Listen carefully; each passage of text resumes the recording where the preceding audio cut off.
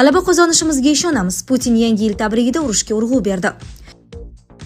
Areshnik Belarusda bu yangi yil sovg'asimi yoki g'arbga signalmi? Nazarboyev endi xorijga chiqa olmasligi mumkin. Tramp Putin yolg'onchilikda ayblangan maqolani repost qildi. Frontni zavodlar yutayaptimi? Kiyevning sanoat javobi. Tramp dunyodagi ehtimoliy eng yomon davlatni aytdi. Ukrainadagi urush Rossiyaning Yevropaga qarshi rejasi bir qismi Merts. G'alaba qozonishimizga ishonamiz. Putin yangi yil tabrigida urushga urg'u berdi. Rossiya prezidenti Vladimir Putin aholiga yo'llangan 2026-yil tabrigida Ukrainaga qarshi qariyb 4 yildan beri davom etayotgan urushga urg'u berdi. Putin o'z nutqida Rossiya armiyasi jangchilari va qo'mondonlarini alohida tabriklab, ular ona zamin, haqiqat va adolat uchun kurashish mas'uliyatini o'z zimmasiga olganini aytdi. Prezident ularni qahramonlar deb atab, so'zda ham, amalda ham qo'llab-quvvatlashini bildirdi. Sizlarga va g'alabamizga ishonamiz, dedi Rossiya rahbari. Murojaatning qolgan qismi odatiy ohangda bo'ldi. Putin Rossiyaning 1000 yillik tarixini tilga olib, fuqarolarni birdamlikka chaqirdi. Uning aytishicha, aynan birlik mamlakat suvereniteti, xavfsizligi, rivoji va kelajagini belgilaydi. Putin Rossiya Federatsiyasi qurolli kuchlarining urushdagi yo'qotishlarini tilga olmadi.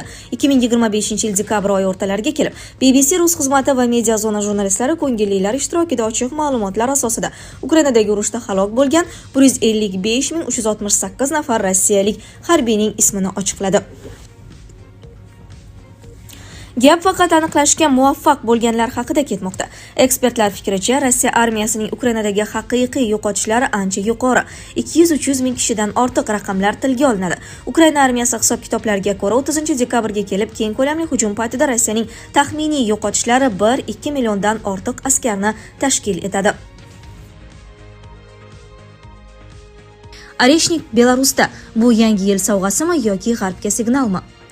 Belarusga olib kelingan Areshnik raketa majmuasi yangi yil arafasida jangovar navbatchilikka qo'yildi. Bu haqda mamlakat mudofaa vazirligi xabar berdi.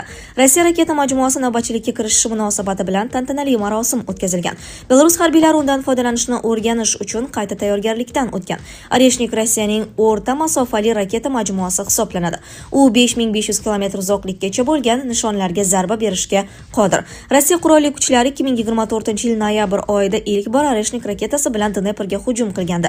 Dekabr oyi oxirida amerikalik tadqiqotchilar sun'iy yo'ldoshdan olingan suratlarni o'rganib, Areshnik Belarusdagi Krichev shahri yaqinidagi sobiq Krichev 6 harbiy aerodromiga joylashtirilishini taxmin qilgan. Bu aerodrom Ukrainadan 180 km, Latviyadan 370 km, Litvadan 400 km va Polshadan 540 km uzoqlikda joylashgan.